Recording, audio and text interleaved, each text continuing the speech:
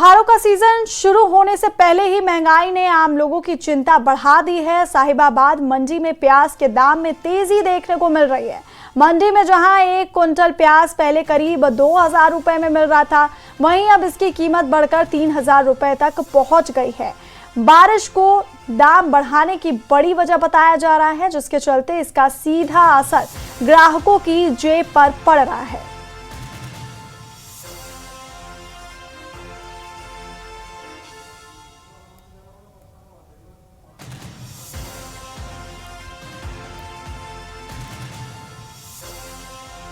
अब सब्जियां लगातार जिसके दाम बढ़ते जा रहे हैं, लोगों का बजट बिगाड़ रही है। आप देखिए कि यहाँ आपको अलग अलग तरीके की सब्जियां दिखाई दे रही होंगी।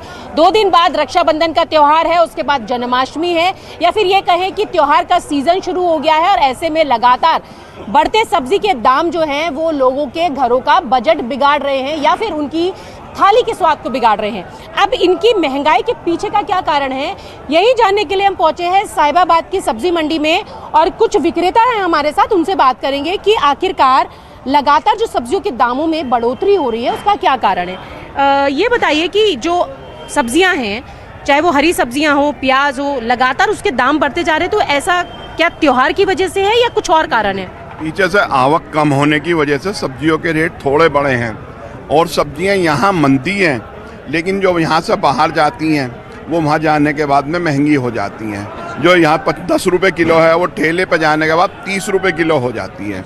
वरना यहाँ मंडी में कोई भी सब्जी इतनी महंगी नहीं है, 20 रुपये किलो से महंगी कोई नहीं है। एक दो चीज़ आप जहाँ से पीछे से सब्जी मंगाते हैं उनके दामों में बढ़ोतरी हुई है? हाँ, थोड़ी बहुत हुई है, उसी हिसाब से यहाँ भी हुई है। हाँ, तो पीछे से जब सब्जी आ रही है उसके दामों में बढ़ोतरी हुई है और बढ़ोतरी होने के बाद अब जो लोग यहाँ से खरीद के अलग अलग जगहों पर बेचते हैं उसमें बढ़ोतरी देखी जा रही है। तो यही कारण है कि पीछे से सब्जियां महंगी मिल रही हैं, तो अब मंडी में भी महंगी और मंडी के बाद जब वो ठेले दुकान तक पहुँच रही है तो उसके दाम में और ज़्यादा इजाफा हो रहा है। उसके दाम में इजाफा हो जाता है। यहाँ 10 रुपये 15 रुपये किलो यहाँ उठान नहीं है किसी भी सौदे का त्योहार की वजह से।